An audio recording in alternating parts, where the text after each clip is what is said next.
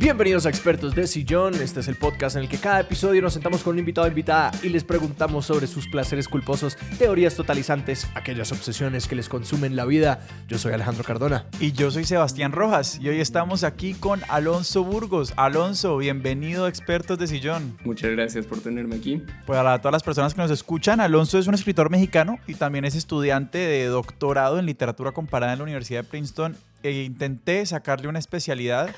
Princeton también lo intentó. Princeton está intentando sacarme una especialidad. Princeton también está intentando hacerlo, pero digamos que decidimos que no vamos a patrocinar ese tipo de ansiedad en plena pandemia. Entonces, como no vamos a hablar de eso, ¿de qué vamos a hablar? Quería hablarles hoy de una obsesión que tengo desde hace unos cuantos años con Radiohead y por qué me parece la banda de música alternativa más importante de la actualidad prácticamente. Yo recuerdo a Radiohead como aquella banda que los chicos en la escuela que tenían como 3 años más que yo y eran como los que yo decía, esos manes saben de música. Como que era la banda que yo sentía que ellos entendían y yo no. Alejandro, vos y yo fuimos al mismo colegio y como esta historia no me parece plausible. ¿No te parece plausible? Como no pienso en 3 chicos del colegio. No, para mí genuinamente era David Lama y Felipe Veloc. Me dijeron como tenés que escuchar In Rainbows. Y yo fui, la puse, o me la descargué por LimeWire, por donde fuera, y lo escuché y era como que me quedo con una. Sí. Como que me quedo con una de estas canciones. El resto es como que... Y era de esas bandas que yo no decía como que esto es mala música, como que muy rápidamente yo era como esto es demasiado para mí. Como que mi cerebro está demasiado... Le faltan curvas a mi cerebro para entender esto. Pero entonces empecemos hablando quizás, y esto es obviamente un ejercicio a veces odioso y siempre insuficiente, que es como definir qué es música alternativa o como contra qué estamos definiendo eso, porque inclusive creo que Alejandro lo que estás diciendo como que también da cuenta un poquito de como que hay una buena música que soy capaz de escuchar y otra con la que simplemente no me voy a meter. Entonces, háblanos un poquito de esa distinción, cómo le estás trabajando en tu cabeza. Creo que históricamente simplemente la música alternativa era como por ahí de los 70 o los 80. Digamos que antes, sobre todo en cuanto a rock o pop, los artistas y las artistas que circulaban, que se escuchaban y que firmaban contratos con las disqueras eran los que había una proyección de que iban a tener éxito comercial, ¿no? Simple y sencillamente, que iban a poder llenar estadios y por lo tanto era música, lo que hoy en día llamaríamos música mainstream. Esta idea de las disqueras independientes y de las disqueras pequeñas que firman artistas que tienen un proyecto vanguardista o un proyecto interesante que no necesariamente va a llenar el gran estadio, es algo que empezó a desarrollarse con la subcultura del punk y estas cosas en los 70 y en los 80 especialmente. Y de ahí, o sea, según yo y según lo que he leído y he escuchado también, de ahí como que nace un poco esta escena de lo que después se llamó música alternativa y música indie, sobre todo. Y ya después en los 80 y en los 90, sobre todo en los 90 empieza a salir el grunge y, o sea, en algún momento, a partir de los 90, justamente lo curioso es que la música alternativa se vuelve mainstream. Claro. Entonces, a través de Nirvana, por ejemplo, y Oasis o estas bandas que ya se volvieron muy, muy, muy grandes que tal vez originalmente no se conformaban al estándar de lo que era el rock en ese momento. Ahí como que la música alternativa se vuelve ya no tan alternativa. En mi percepción, en realidad, también lo que se me hace muy curioso, si te pones a escuchar hoy cualquier lista de Spotify de música alternativa contemporánea, puedes encontrar lo que sea. Sí. Es tan difusa la frontera de qué significa la música alternativa que en realidad muchas ofertas de diferentes artistas hoy en día que hacen cosas muy extrañas o muy poco conformes a cualquier otro género los catalogan como música alternativa porque pues, puede ser música alternativa, ¿no? Sí, es un término que permite que todo lo que... Es decir, como que pelear que algo no es música alternativa es difícil, más allá pues de decir que es como la estrella pop más popular, porque además como que cuando uno ve artistas así como Radiohead tener éxitos de escala global, como que todo el mundo ha escuchado Creep, mucha gente ha escuchado, yo qué sé, Karma Police o High and Dry, como que estas canciones que sí, como que son de gran éxito, entonces como que y pues por el tema de la accesibilidad también es muy grande para, pues ahorita, ¿no? Que antes, es decir, hablar de como de música independiente era como que no, pues la imprenta de estos CDs es muy limitada, son difíciles de conseguir, todo eso, y ahorita pues con la digitalidad ya eso no significa mucho, pero sí hay como unas distinciones interesantes en que como que Radiohead ha hecho cosas como, creo que ellos estuvieron un poquito en la vanguardia en sacar como álbumes por los que la gente podía pagar lo que quisieran y montar las cosas en internet antes de sacar las imprentas en físico y cosas así, pero que pues que esa línea se hace como más y más difusa con el tiempo. Te quería preguntar, Pau, es decir, vos, ¿cómo fue tu encuentro con Radiohead? Es chistoso, creo que digamos que esto es algo un poco más general que siento que al menos en México, posiblemente en toda Latinoamérica hubo una generación, la que pues es la generación de mis papás o de mi papá en particular, que crecieron escuchando música en inglés, que es Ajá. algo bastante distintivo, o sea, que crecieron al tiempo de los Beatles y de Pink Floyd y de Led Zeppelin y lo que sea. Las personas que son hijos o hijas de esa generación, yo crecí escuchando música en inglés, en realidad, y es un fenómeno que es bastante común de cierto estrato socioeconómico en México, inevitablemente. Y entonces en mi casa siempre mi papá compraba mucha música de rock especialmente o música alternativa en inglés y tenía ahí no sé de dónde y bueno, ponía los CDs en el coche cuando íbamos a cualquier lado Ajá. y en algún momento uno de esos CDs que terminó cayendo en el coche fue una recopilación que hicieron. Yo por mucho tiempo pensé que Radiohead ya no existía, justamente porque en 2008 salió un Best of de Radiohead, Ajá. que fue justamente la recopilación. Digamos que cuando firmaron ellos el primer contrato en 1992 con EMI, firmaron un contrato por 6 discos. Y después de esos 6 discos, que el sexto salió en 2003, es Hail to the Thief, ellos empezaron a sacar discos por su cuenta con otra disquera, pero EMI sacó una recopilación de lo mejor que habían sacado con ellos. Están muertos para nosotros. Ajá, exactamente. Sí. También fue un rollo medio turbio ahí que creo que hubo problemas con la banda, seriamente, porque, pues sí, si sacas un disco recopilatorio es como si la banda ya no existiera, ¿no? Como si se hubieran separado. Entonces, teníamos ese disco y pues, por un tiempo estuvo en el coche. De esas veces también es algo que siento que ya no se hace, que solo tienes un disco en el coche por un Claro. periodo de 3 meses, entonces es todo lo que escuchas. O también en un viaje en carretera, que es como, hay 2 discos. Claro. Y ese fue el caso con ese disco de Best of de Radiohead, que también entiendo lo que tú decías, creo que puede ser una banda poco accesible en muchos sentidos. Si agarras cualquier disco random de ellos y lo pones, va a haber canciones que sean así como que no te van a gustar la primera vez que los escuches. Sí. Y en ese sentido, ese disco de Best of estaba un poco más seleccionado de cosas un poco más accesibles y, o sea, Sí. recuerdo que me gustaron muchas de esas canciones, pero que todavía no estaba como en un momento para apreciarlas seriamente.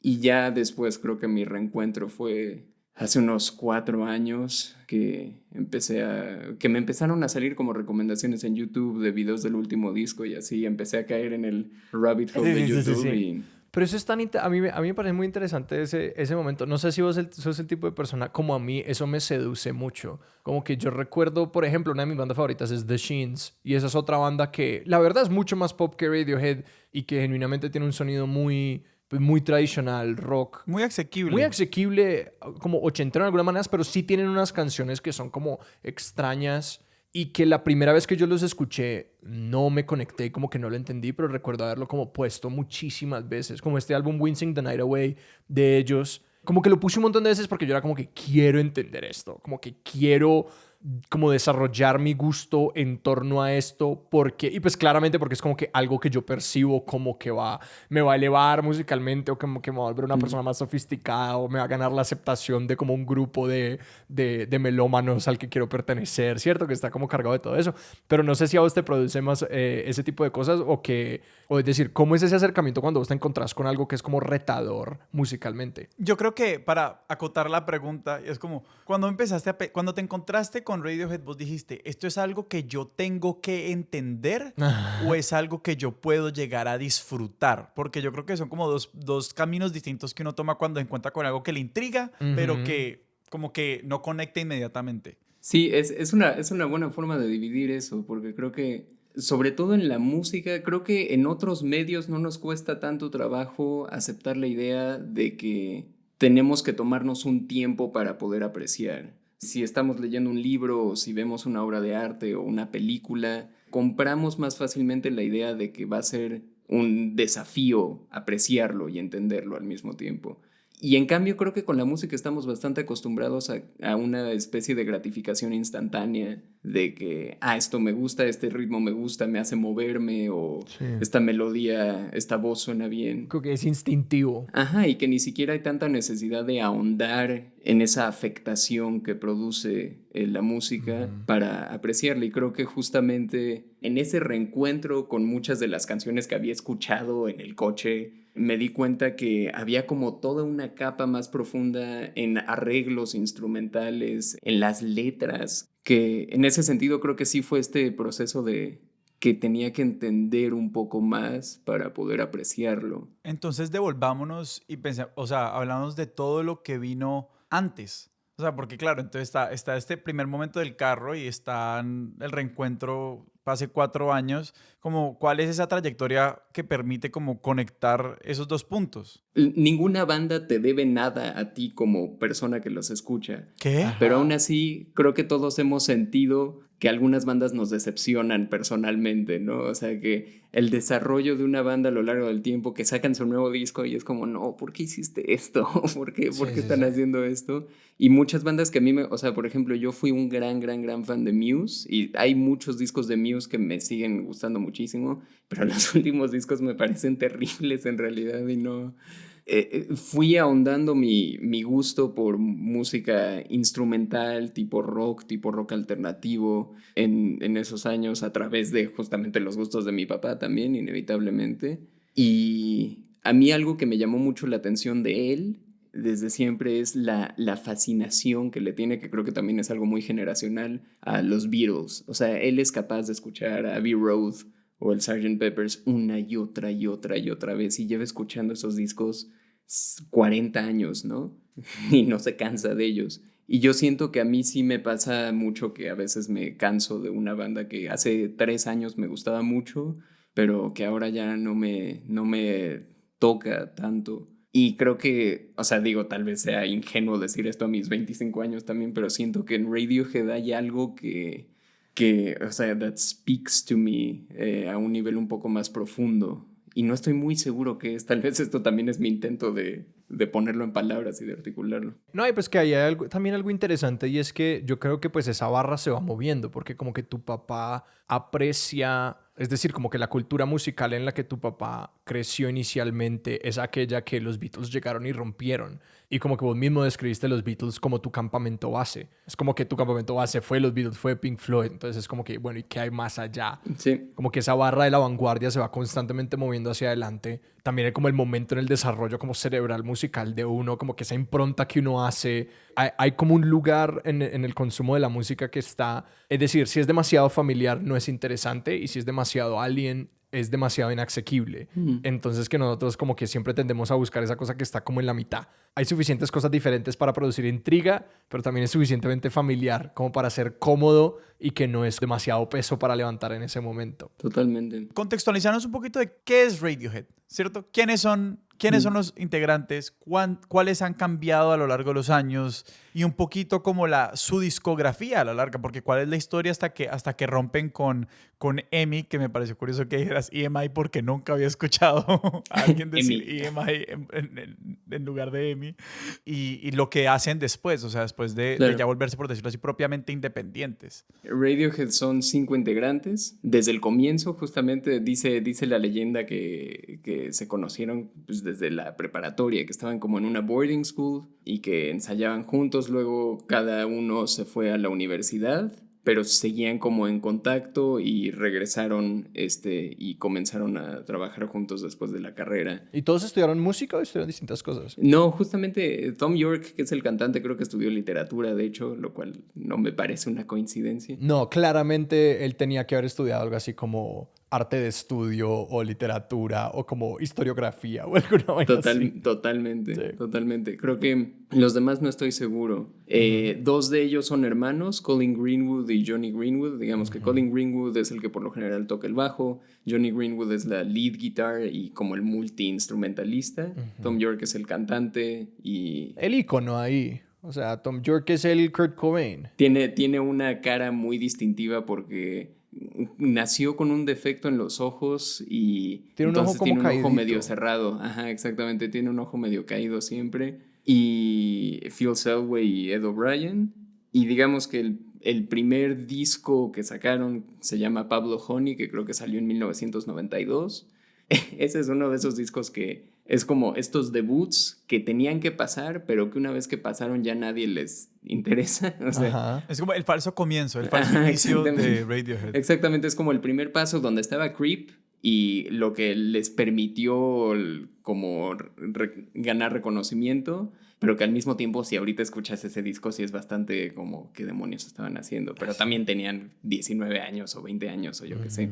Y luego viene en 1994 o 93 creo The Bends, que es donde está por ejemplo High and Dry y Fake Plastic Trees, que es como un disco sophomore bastante más sólido. Ahí con ese disco ya empezaron a hacer tours serios en Estados Unidos y luego en 1997 vino OK Computer y eso fue como la explosión. O sea, OK Computer ya se volvió, después de OK Computer hicieron headlining o sea, fueron el acto principal en Glastonbury, en otros grandes festivales del mundo e hicieron una gira mundial.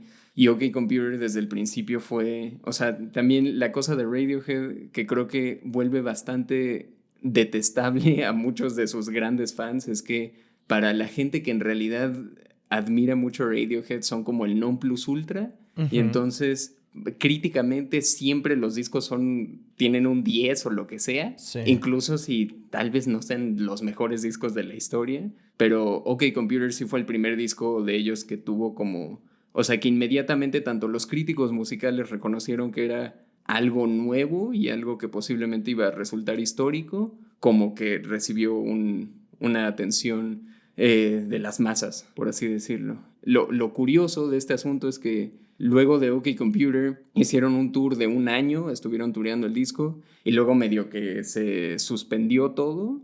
Había rumores de que se iban a separar y así porque sobre todo se dice que Thom Yorke estaba muy deprimido y como muy, es este rollo también de pronto la fama a ese nivel se vuelve una carga. Sí. Y eso por lo visto es lo que les pasó a ellos, que ese nivel de atención y de reconocimiento se volvió un peso gigantesco. Entonces como que hicieron una pausa por un rato y luego en 2001 sacaron un disco que nadie entiende a mi parecer, o sea, que es el Key Day. O sea, en 2001 digamos que luego de OK Computer, cualquier cosa que fueran a sacar, sabían que iba a sacar millones de copias y que lo iba a comprar millones de personas.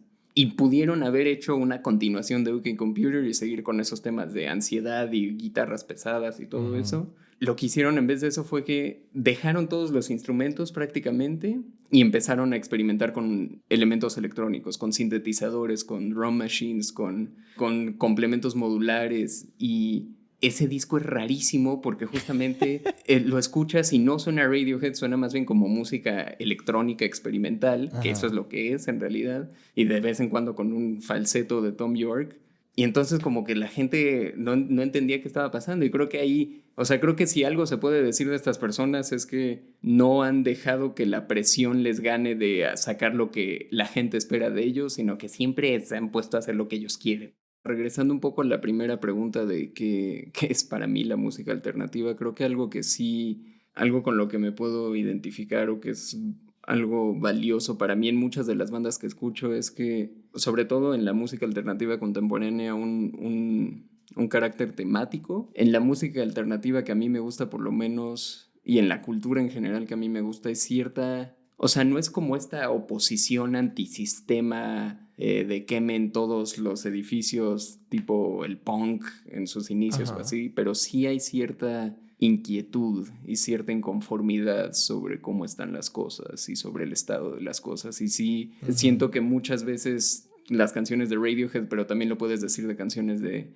Tame Impala, por ejemplo, o incluso de Arctic Monkeys al comienzo o algo así. Como que es este punto de vista del outsider, como describiendo algo sobre cómo están las cosas que les causa inquietud. Que muchas veces son también, no es coincidencia que sean hombres blancos describiendo las cosas desde afuera, ¿no? Ajá. O disque desde afuera. Pero justamente esta idea de que I'm a creep, I'm a weirdo, o sea, esta figura del que está un poco afuera de la norma y que está observando de manera crítica, creo que es una figura que a mí me interesa. Y es muy bacano lo que decís porque además a mí siempre me produce curiosidad, como cuando suena Creep, todo el mundo la canta. Es como... La paradoja. Exacto, Sí, sí, sí. es esta La experiencia gran como universal. contradicción. Y es muy curioso como sencillamente como que si ustedes están en un bar y ponen Creep, todo el mundo va a cantar el coro. Pero es muy chistoso sencillamente como mirar a las personas del bar y obviamente uno desde su punto de vista como que uno va viendo como al pelado chiquito flaquito y al tipo grande y musculoso y al tipo vestido así y a la muchacha vestida así. Como que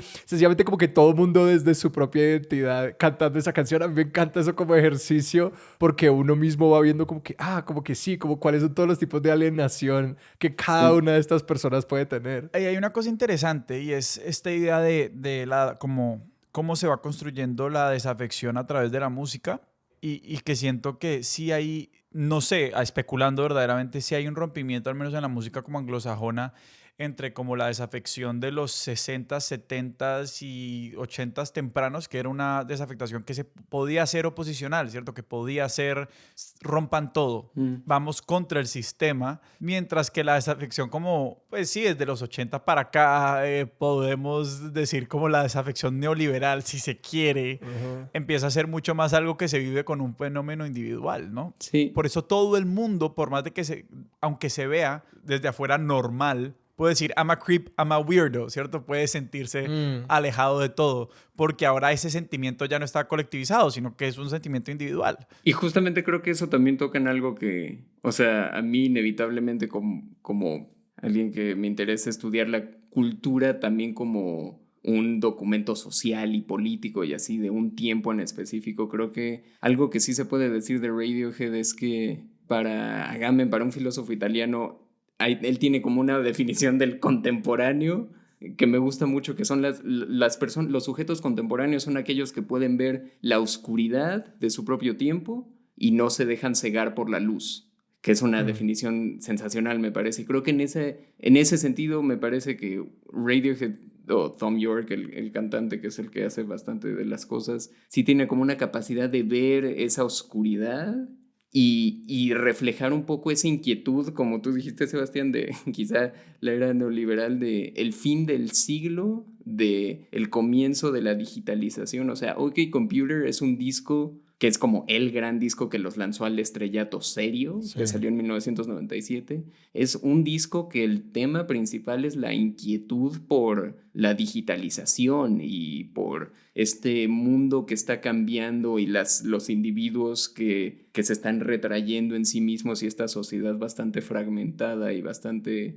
En ese sentido también es como bastante prefigurativo y profético o sea, esas inquietudes y esas ansiedades que si se ponen a leer las letras de las canciones de OK Computer son bastante pertinentes hoy en día, justamente. Y creo que en ese sentido también tiene un valor extra de que si bien no hay tanta oposición directa y tanto rompan todo, sí han sido capaces de articular una serie de inestabilidades y de inquietudes muy contemporáneas a nuestra época. Y que creo que es decir, yo me pongo en los zapatos de la lectura más oposicional a lo que has dicho, y no en cuanto a estar en desacuerdo, sino a como estoy pensando en el oyente que dice como que es un álbum y suena bueno o no suena bueno y ya, como que siento que es como lo que mi papá diría, que es como, es decir, ¿cómo hace una banda eso? ¿Cómo es que una banda comunica todas estas ansiedades y tales? Y pues que hay una parte que está en la letra, pero es decir, ¿cómo es que un álbum puede ser todo eso? Creo que algo que hace OK Computer,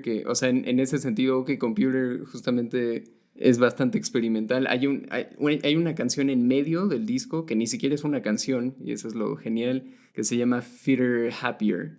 Es una canción muy difícil de describir, en realidad es simplemente como un trasfondo instrumental, como de música bastante espectral también, como diferentes sintetizadores y así resonando, y pusieron un texto que lo leyera la Mac en ese momento, como la primera Mac que le podías dictar o que podía tener la función esta de leer el texto con esa voz robótica, monótona, extraña. Sí. Entonces son 2 minutos o algo así de esta voz robótica leyendo un texto lleno de ansiedad, un texto lleno de soy un cerdo lleno de antibióticos encerrado en una jaula o así. Es una cosa muy extraña que con ese background de espectrales. Y eso creo que es... O sea, ahí está en parte esa respuesta. Ni siquiera es que sea una guitarra o algo así, es experimentar y poner algo que, estrictamente hablando, no es música o no es lo que uno se imaginaría con una canción, pero que toca en esa inquietud. A mí me encanta como esa construcción de un álbum, es decir, como de cómo uno logra llevar a la escucha a hacer algo así, como a irse dando cuenta de que el álbum quiere decir otras cosas, ¿cierto? Uh-huh. Porque yo creo que pues la primera oída de un álbum siempre es como que, bueno, voy a escuchar esto como música que yo escucharía en la radio, como una experiencia estética puramente, una experiencia como visceral.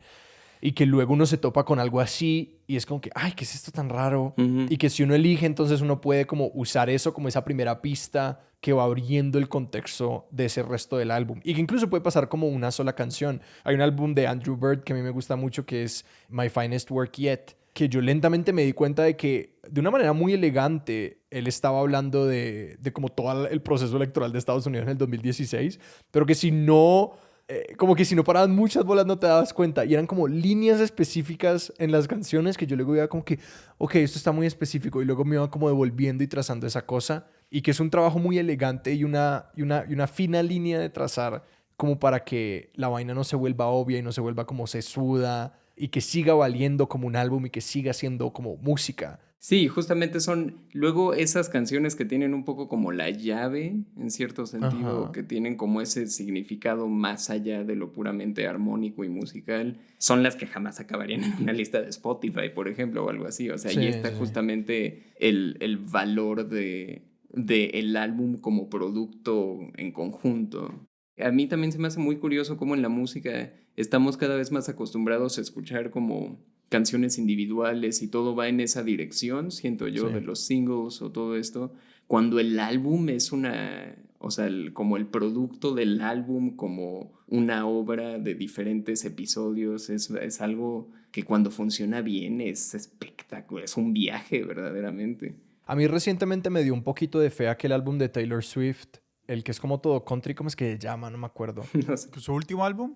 No, ella lo sacó el año pasado y es un álbum como todo reflexivo y folksy y country y como que la gente le paró bolas y era como que, ok, todavía como hay un poquito de esto todavía vivo, pero o sea, es que es indiscutible que ahorita la canción y la lista de reproducción son como las dos grandes unidades en la que la mayoría de la gente consume música. Pero sí, es decir, como que cualquier persona que se ha enamorado de un álbum sabe lo que eso puede ser y como la relación tan directa que eso forja con el artista y la comprensión como de esa visión y todo eso.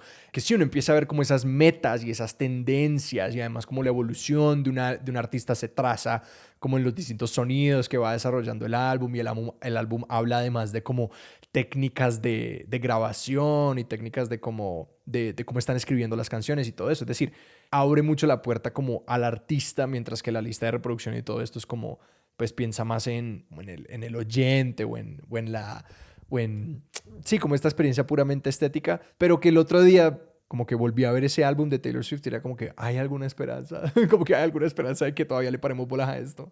Levantando el hilo de lo que mencionaste al comienzo de los públicos, como también me produce mucha curiosidad, y esto es como un poquito mi sesgo por cómo conocí Radiohead también. Sí, que está esto como de la fanaticada y el esnobismo que viene asociado con eso, y que yo en algún momento vi un meme que se quedó mucho conmigo, que era alguien como jocosamente diciendo como que vos ni siquiera entendiste King of Limbs, que era como que, y pues vos mismo lo dices, como que nadie entiende Kid A, pero está esta cosa como que yo siento que también específicamente con Radiohead hay esta vaina de como que hay un segmento de sus fans a los que ellos les podrían sacar como un álbum, sí, que ellos dijeran como que le dijeran a unos niños de 5 años que grabaran un álbum y luego lo sacan como Radiohead y los fans o como que es como QAnon, es como que no hay ninguna pista que sea demasiado arcana para descifrar y como que no hay nada que sea malo, solamente puede ser como, no, necesitamos entenderlo, como que esto tiene significado y como que ellos han llevado su construcción a tal punto de que como que todo ha sido tan intencional y todo es como tan reflexivo y tan rico de analizar que esos fans como que los van a seguir hasta allá. Entonces sí, es decir, contanos más de como los fans de ellos y vos cómo te alineas con todo eso. Totalmente. Creo que algo que tiene que ver con ese tipo de fans en particular es que también pertenecen a... Suelen ser, creo que... Digo, yo tenía 2 años cuando salió OK Computer, Sí. entonces en realidad no viví ese momento, pero creo que para las personas que eran adolescentes en ese momento en que salió OK Computer y que pudieron ingresar a ese mundo, también Radiohead creo que fue la primera banda grande que tuvo una página de internet. ¿Ah, sí? Como que ellos, desde que empezaron a descubrir este medio y experimentar con este medio del internet, que en algún momento fue algo con lo que se podía experimentar y que era algo nuevo, Sí, sí, sí. ellos se esforzaron mucho en como que siempre han sido muy críticos, se puede decir lo que se quiere al respecto de los mediadores y como las record companies y lo que sea. Entonces, lo que hicieron en las sesiones de Key Day y de Amnesia, que el disco que vino después, era a través de la página de internet comunicarse con sus fans y mandar como correo a sus fans que estaban suscritos a la página y así. Entonces creo que eso ha contribuido a que los fans de Radiohead se sientan muy queridos, lo sean o no. Sí. Y luego, bueno, digamos que después del corte con EMI, el gran siguiente paso que fue muy discutido y que causó toda una controversia fue que el primer disco que sacaron ellos independientemente, que fue In Rainbows, que para mí es lo mejor, ese disco lo sacaron como 10 días antes de que lo sacaran, avisaron en la página de internet, va a salir un Rainbows, y lo que hicieron fue sacarlo en línea y dejaron a cualquier persona que quisiera descargarlo pagar lo que quisiera o no pagar por descargar el disco, que fue algo así que en su momento fue súper, o sea, justamente lo que hicieron fue quitarse a todos esos mediadores del camino y poner la música en las manos de los fans, se supone, ¿no? Que tiene muchos más bemoles que lo que se supone que es eso, pero en teoría eso fue lo que hicieron. Entonces ese disco también fue... Ellos trabajan para los fans y yo qué sé. Y luego vino King of Limbs, que ese disco es rarísimo también. Ajá. O sea, ese meme sí, yo creo que yo también lo he visto y lo entiendo, porque sí es un disco muy raro.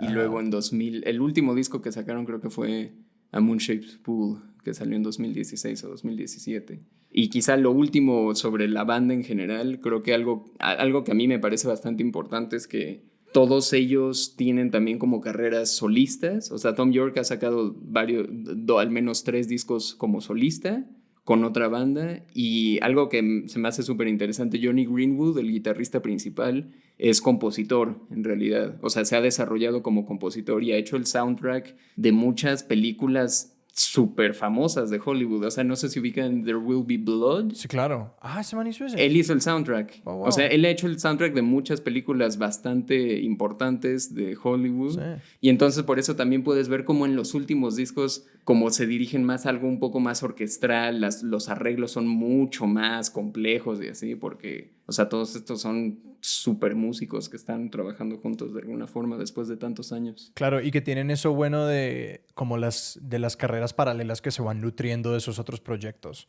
De que, claro, es decir, si Johnny Greenwood va y trabaja con orquestas, obviamente como que algo va a venir como a retornar y trabajar de ahí. Y eso me genera curiosidad porque casi que volviendo a la matriz que yo uso para pensar en las bandas, que es la conversación que tuve con Alejandro sobre Abbey Road, es como, ¿qué hace que Radiohead no se separe? O sea, porque al menos Thom Yorke y Johnny Greenwood pues son músicos que tienen buenas carreras como solistas, o sea, ¿qué hace que Radiohead como proyecto se mantenga hoy en día? Es una buena pregunta, ¿no? Creo que sí ha habido, o sea, sobre todo en esos primeros años de la gran fama, lo que se dice mucho es que sí hubo etapas de crisis, serias crisis en las que sí tuvieron que medio distanciarse o que hubo pausas.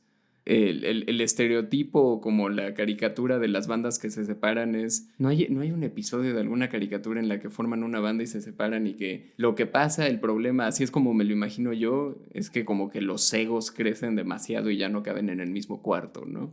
y que en realidad se vuelve algo de yo quiero hacer esto y esto es lo que vamos a hacer y que la otra persona dice no, pues yo quiero hacer esto. O sea, creo que el requisito básico para que una banda funcione es que el elemento colaborativo esté sobre el elemento individual. Y sospecho que pues eso es lo que les funciona a ellos todavía. No, y que es que estoy viendo tantos paralelos con los Beatles. O sea, tantos. Siempre. No, siempre. pero, o sea, es que ya es algo loco. Es decir, cuando fueron a la prepa juntos, los intereses particulares de cada uno. La historia que me estás contando un poco los pone como, pues los Beatles abren como un poquito la puerta a, como sí, la experimentación en el pop, como que esa es su gran contribución y que en cierta manera veo a Radiohead haciendo como lo mismo en los 90s, ¿no? Como que de nuevo como este otro paso en lo alternativo y en lo digital además. Que no sé, como pensando un poco en eso de la separación. Ahora que lo pienso, es decir, como que un poco de lo que subió las tensiones con los Beatles es que como que no había un modelo bajo el que ellos pudieran hacer cosas solos y también hacer cosas juntos. Es decir, que la colaboración se volviera como un espacio en el que ellos podían como optar a hacerlo cuando lo quisieran hacer. Es decir, como que yo veo como esa carrera paralela de Greenwood y York y como que asumo que los otros también han hecho cosas como ellos, pues sí, como que satisfaciendo sus propias curiosidades, aquellas cosas que el grupo no puede suplir por fuera y luego regresando cuando les nace colaborar y como entonces logra que la colaboración sea algo que puedan disfrutar y que no sea solamente obligado, que con los Beatles era como que no, si nos separamos esto se acabó. Y de que ellos como que creo que un momento muy crucial, por ejemplo, los Beatles es cuando Paul McCartney saca Yesterday como una canción de los Beatles, que no lo fue. Que Yesterday es una canción compuesta por McCartney en la que no tocó nadie sino él. Es él con strings, pero lo sacaron como los Beatles. Y yo creo que posiblemente la caída de ellos habría empezado con Yesterday si él lo hubiera sacado como un solo. Porque no había una idea de que uno pudiera pertenecer a una banda y sacar cosas paralelamente y que, no sé, como que, quién sabe, o sea, quién sabe cómo funcionan realmente esas personalidades y esas cosas, pero suena que ellos han hecho como el trabajo y de que creo que esos espacios y de tomarse ese tiempo y que ya han vuelto varias veces después de años de no sacar nada, de no verse las caras, como que a mí me da a pensar de que como que lo están haciendo de una manera muy emocionalmente inteligente. Sí, quizá. Y creo que algo que están haciendo también, que eso a mí me parece muy curioso, están haciendo como un trabajo de archivo en sus propias, entre sus propias memorias. Entonces, digamos que lo que ha estado pasando en la página de Radiohead y como en la presencia de social media de Radiohead de los últimos 2 años es que han estado como reeditando videos de conciertos del tour de OK Computer. Eso es algo que empezaron a hacer en la pandemia que me pareció un gesto bastante genial, que cada semana sacaron como en la fase intensa del encierro de abril, mayo del año pasado, cada semana sacaron como un concierto de una etapa diferente, reeditado y remasterizado y todo.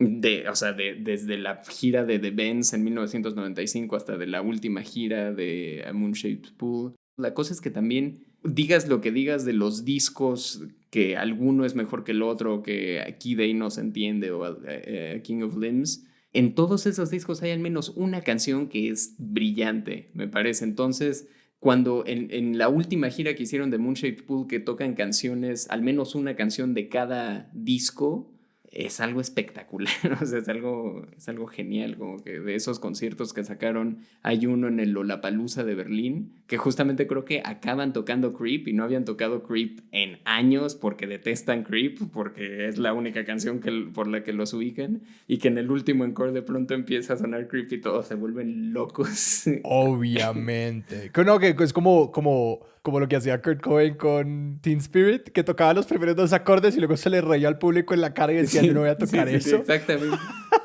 Pero esos manes deben estar mamados de Creep. O sea, también de la pregunta esta de los fans que hiciste, Alejandro, creo que algo que luego se vuelve difícil, me parece, para algunas personas del acceso a Radiohead es que creo que una asociación muy directa de muchas canciones de Radiohead es que simplemente son canciones deprimentes, ¿no? Y que son canciones que no te ponen de buen humor. Creo que a diferencia de los Beatles, justamente creo que muchas de las canciones de los Beatles son muy esperanzadoras o muy alegres incluso, de amor. Total. Y así. En cambio, las de Radiohead sí, los temas por lo general son soledad, melancolía, destrucción, yo qué sé. No, y eso es interesante porque va en contravía como pensando siempre en estos como primeros encuentros con la música y que hace que una banda o que una canción se te pegue y va muy de la mano como, pues como casi todo como siempre, en el contexto en el que por primera vez nos encontramos con esas canciones y creo que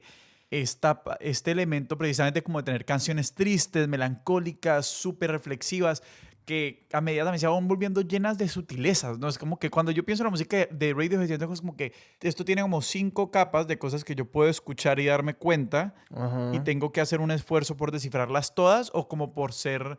Hay que jugar como con los límites de la percepción de lo que puedo llegar a percibir cada vez que escucho la canción, que va en contravía, pues lo que decías al principio, Alonso, de la como gratificación inmediata de muchos momentos en los que escucha música. Si uno está con una gente que, por ejemplo, si uno está con un grupo de personas que conoce de una forma muy tenue, pues qué mejor que poner algo que uno sepa que todo el mundo va a conocer y que entonces que va a generar algún sentido de éxtasis como colectivo, ¿cierto? Claro, pues si estás en una fiesta, otras cosas, como que ir por creo que la opción de irse por música triste es una opción que, pues, digamos que requiere una intimidad compartida con las personas con las que estás escuchando o que lo hagas solo. Y, pues, digamos que muchas veces que dice, yo no me voy a poner a escuchar música triste solo, pues porque ya está muy de para arriba como están las cosas. Sí, creo que justamente, nada más de lo que estabas diciendo, Sebastián, creo que justamente esa caricatura del fan de Radiohead es aquel que pone música de Radiohead en una fiesta y que todos se deprimen o algo así, o sea, que quiere poner Karma Police en medio de la fiesta o algo así, que es como, vete a la mierda, porque... Sí. No, estoy pensando, o sea, Creep es una canción demasiado brillante. Es que estoy intentando pensar en otra canción que sea así de deprimente que... Porque poniendo este ejemplo de la fiesta, uno puede poner Creep en una fiesta y la gente la va a pasar muy bueno cantando esa canción tan deprimente. Contrario a como casi que todas las otras canciones de Radiohead que son así como deprimentes. O cualquier otra canción deprimente. Es que estoy pensando en otra canción que sea así de downer, que la gente se embale tanto. O sea, Sí. genuinamente es una canción muy extraña y que la manera de asumirlo como que se vuelve casi irónico, como que permite como un disfrute semi-irónico, semi-real de la depresión colectiva, gritar I'm a creep, I'm a weirdo. Sí. Como... Porque la gente le dice como, I'm a creep. Es como todos juntos en esta Sí, sensación. es un momento de catarsis. Qué raro, qué canción tan particular. Sí, es el tipo de canción que suena en el karaoke a las 3 de la mañana cuando todos ya están borrachísimos y ya... Esa y Losing My Religion de R.E.M. Sí, es posible. Pero que Losing My Religion, siento que Creep, más gente la conoce, más gente la acepta y la gente la goza, la gente la goza más. Losing My Religion sí es genuinamente de como 4 de la mañana en el karaoke. Y no, pero justamente digamos que este asunto de la tristeza o de como... Creo que es una razón muy genuina y muy respetable que alguien diga yo no quiero escuchar esa música porque me pone triste, ¿no? Porque no se trata de eso, ¿no? O sea, no deberías de escuchar algo que te va a hacer sentir mal o leer algo. Pero creo que son dos procesos diferentes, la afectación y como el reflejo de la emoción que produce esta música. Y es un proceso diferente el de la catarsis, que es justamente lo que creo que en mí produce Radiohead, que es como procesar y encontrar en este sonido y en estas letras que articulan algo que tú sentías pero que en realidad no te habías dado cuenta que sentías necesariamente. Sí. Y eso es una especie de experiencia liberadora. Y es como de compañerismo que dices, alguien más ha sentido esto, alguien más ha pasado por esto. Y es lo que a mí también me llama mucho la atención. Y que es muy interesante como, pues que creo que en la música es una de las arenas en las que se refleja cómo culturalmente nos permitimos experimentar ciertas emociones. Y pues que, por ejemplo, la tristeza, la soledad, son como experiencias que por alguna naturaleza inherente que tienen o por alguna construcción social que le pusimos, son cosas íntimas y son cosas para nosotros nomás. Y además, cosas que no deberíamos como buscar de tener como experiencia, ¿no? De como evitamos tener como la experiencia de tristeza y la experiencia de ira y que, pues, es decir, está en el logro de canciones como esa, como permitirnos tenerlas colectivamente. La tristeza pública es algo como tan difícil de tener y como una experiencia tan difícil. Incluso la tristeza privada. Como que, y a lo que me refiero no es a como ir y ponerse triste, sino como de tener la experiencia de tener el sentimiento que estás teniendo, ¿no? Y aquí ya estoy, esto es mi terapia. Yo tengo una lectura un poquito diferente y se relaciona un poquito con la pregunta que hacíamos al principio de que si asumiste Radiohead como algo que podías disfrutar o como algo que podías entender. Y volviendo un poquito a la analogía con los libros, sobre todo los libros, como como hay cosas que todavía no estoy, o películas también, como que hay cosas que no estoy listo para ver porque todavía no estoy en condición de apreciar. Sí creo que hay algo en ciertos artistas, el trabajo de ciertos artistas en general, que sí demanda un trabajo previo para que eso sea algo que te genere asombro. Porque es que creo que una sensación muy, muy aburridora es la confusión. O sea, como que siento que cuando uno se encuentra una canción o un libro que es como que yo no estoy entendiendo absolutamente nada, pues eso sí genera a mí al menos como el no entender sí me genera cierta repelencia como... Y también es defensiva, obviamente. Es como que, no, o sea, un momentico. Como yo soy capaz de entender cosas y esto no estoy siendo capaz de entenderlo. Si no lo entiendo, no está bien hecho esto. Ajá.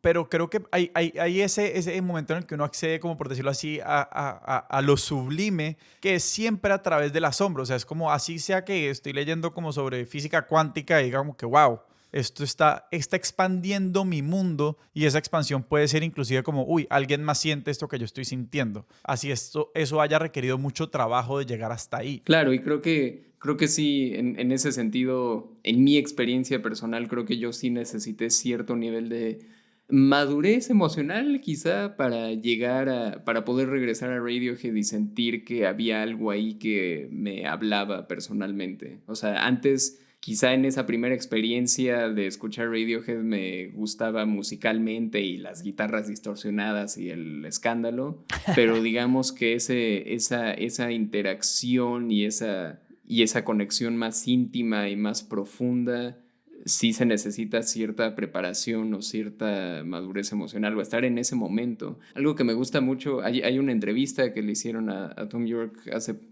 un par de años, creo. Y creo que lo que dice es algo como que llegó un momento en el que empezó a escribir letras de canciones donde se exponía de manera muy vulnerable, donde exponía sus sentimientos, su desesperación, su ansiedad de manera muy explícita, y que un proceso de aprendizaje muy significativo para él fue darse cuenta que eso es con lo que la gente se conecta de manera más genuina, o sea, con esa experiencia del artista en su estado más vulnerable de desesperación o de tristeza o lo que sea, es lo que a la gente luego le toca de manera más profunda. O sea, si la gente está escuchando canciones tristes, al menos significa, o sea, eso es una ganancia. El problema es cuando la gente ya ni siquiera está lista para escuchar canciones tristes. O sea, la completa derrota, la completa catástrofe es cuando la gente está tan esterilizada o tan dañada de lo que sea que ya ni siquiera está dispuesta a conectar. Me parece algo bastante importante. Como teniendo en cuenta todo lo que nos has dicho, o sea, hemos hablado de cómo Radiohead tiene una relación especial con sus audiencias que inclusive como va en contra de los como formas de distribuir la música hoy en día.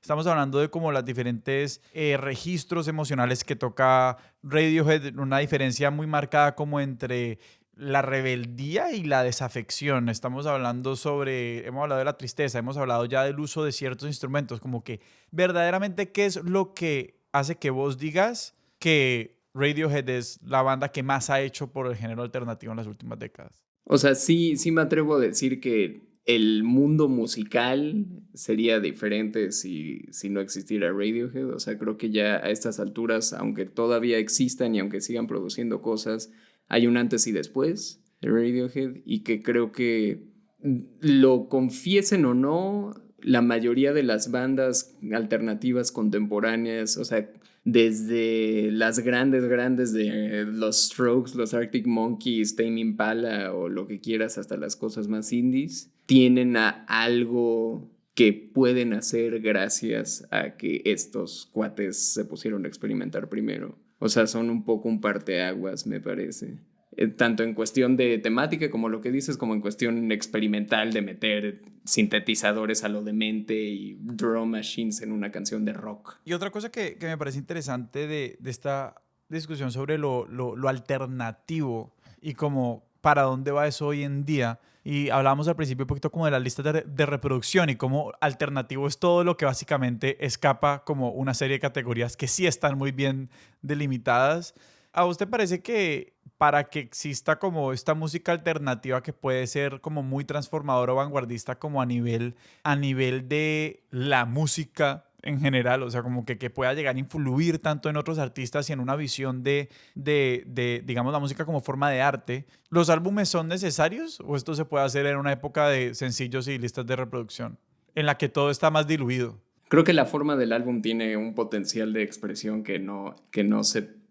O sea, se puede, pero creo que se estaría desperdiciando un potencial expresivo y estético gigantesco. O sea, el álbum es como el libro, justamente. O sea, el álbum es como la novela y las canciones son como los cuentos. Los cuentos pueden ser espectaculares, pero la experiencia prolongada de escuchar un proyecto interesante, un proyecto vanguardista, un proyecto crítico por 3 minutos a escuchar el edificio de 1 hora, a ti como oyente va a hacerte pensar de las cosas de manera bastante diferente una de la otra, creo. Uh-huh. Claro que se puede y creo que las cosas van en esa dirección, ya sea para bien o para mal, en que va a ser lo único comercialmente viable, va a ser canciones de menos de 3 minutos en una lista de reproducción de Spotify y eso es el éxito musical en la actualidad, ¿no?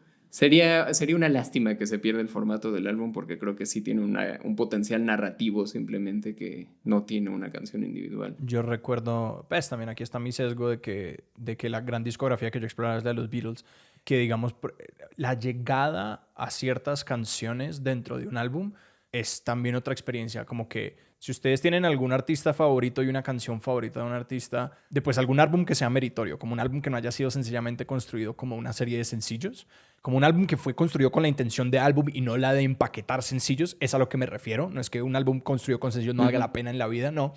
Escuchen el álbum y déjense llegar a su canción favorita. Me pregunto cómo será esa experiencia para las personas. Porque yo pienso, por ejemplo, hay una canción de los Beatles que a mí es una de mis contendentes para canción favorita, que es She Came In Through the Bathroom Window. Ah, claro. Y es una canción que fuera de contexto no tiene ningún sentido y que no entra en ninguna lista porque no funciona fuera del álbum, pero que llegar a esa canción es un éxtasis tan absoluto, sí, ¿no? Porque todo está como llegando a ese momento. Yo también pierdo sueño por las noches pensando en como el desvanecimiento de los álbumes y que las listas de reproducción son fantásticas y tienen como su lugar, pero un álbum. Sí. No, es que y además de eso de She Came In Through the Bathroom Window, esa sección de Abbey Road que es de Golden Slumbers a Mr. Moss, o sea... Sí, el medley. You Never Give Me Your Money. Sí. Ay, Dios mío. La segunda mitad es la segunda mitad de Abbey Road. Para mí, definitivamente, el disco... Creo que es el disco más accesible, por un lado, y es el disco más puro, diría yo, de Radiohead, que no está tan lleno de ansiedad y de caos y de locura. Es In Rainbows, y creo que es mi disco favorito de la vida, posiblemente, por ahora al menos, y ahí es de esas experiencias que escuchas todo el disco, que hay momentos preciosos y hay momentos ruidosos y hay momentos así, y la última canción, que es Videotape, es una cosa bastante oscura y bastante lenta, pero después de todo ese viaje haber llegado a Videotape, y creo que todo el disco dura menos de 1 hora, en realidad son 11 canciones, creo, o 10, y llegar a Videotape y que acabe Videotape y quedarte ahí como pensando, tal vez no sea un pensamiento muy agradable o muy esperanzador, pero creo que va a ser algo bastante genuino. Y esa era la pregunta que te íbamos a hacer, de como el punto de entrada, y nos acabas de dar In Rainbows. Yeah. Te pregunto si hay alguna... Es decir, si hay algo más, si hay algún como, yo que sé, un documental o un concierto o algo que vos digas, esto es un gran punto de entrada. Sí, justamente creo que como parte de toda esta iniciativa que empezaron a hacer el año pasado, ver los conciertos es justamente el disco In Rainbows me parece digno de escucharse, pero también si alguien quiere más bien ver algo, hay por un lado un concierto que dieron en Berlín en 2017, creo, que si buscan Radiohead Berlín 2017 va a salir ahí, que es como uno de estos conciertos que dieron en la última gira que recopilan y retoman muchas cosas a lo largo de la discografía, que son conciertos de casi 3 horas además. O sea, cuando ellos dan conciertos se matan ahí en el escenario. Y si no, justamente una de las cosas que creo que es de los videos más vistos que tienen ellos es el In Rainbows Live from the Basement, que es como una grabación de 1 hora y media de ellos tocando el disco, tocando In Rainbows, en vivo, por así decirlo, desde un estudio. Y entonces es el video de ellos tocándolo y como haciendo arreglos diferentes. Algo muy interesante del Radiohead también es que las versiones de estudio luego son diferentes a las versiones de en vivo, pero las dos son muy buenas. Y entonces ese In Rainbows Live from the Basement o el concierto de Berlín son buenos puntos de entrada si es que a alguien sí le interesa ese enfrentamiento, pero también estoy de acuerdo en todo lo que ya dijimos de los bemoles de que a veces es confuso, a veces es extraña la música y no muy accesible. Y a veces es simplemente muy triste. Alonso, si la gente te quiere seguir en redes, a vos o a tus proyectos, ¿a dónde los podemos mandar? O si quieren leer tus libros, ¿cómo se llaman tus libros? ¿Dónde los pueden encontrar? ¿Hay algún código con el que tengamos un descuento para comprar? Mentiras. Quisiera, pero... Sí, con el código expertos pueden ¡Ay, comprar. Dios! Hay un libro mío de cuentos que salió en 2019 con una editorial con sede en Berlín. El libro se llama Nada más que diablos y está disponible en Amazon en formato impreso o en Kindle, creo, o en formato de ebook. Alonso, muchísimas gracias. Muchas gracias. No, muchas gracias a ustedes por escuchar mis obsesiones y ha sido un gusto. El gusto ha sido nuestro. Sebas, ¿a nosotros dónde nos pueden encontrar en redes? A nosotros nos encuentran como @expertosdesillón en Twitter, @expertosdesillón en Instagram y nos pueden escribir a nuestro correo electrónico expertosdesillón@gmail.com. Expertos de Sillón es un proyecto de Sillón Estudios y es producido por Sara Trejos. Nuestra música es de Juan Esteban Arango. Nuestro logo es de Sebastián Márquez. Yo soy Sebastián Rojas. Y yo soy Alejandro Cardona. Hasta la próxima.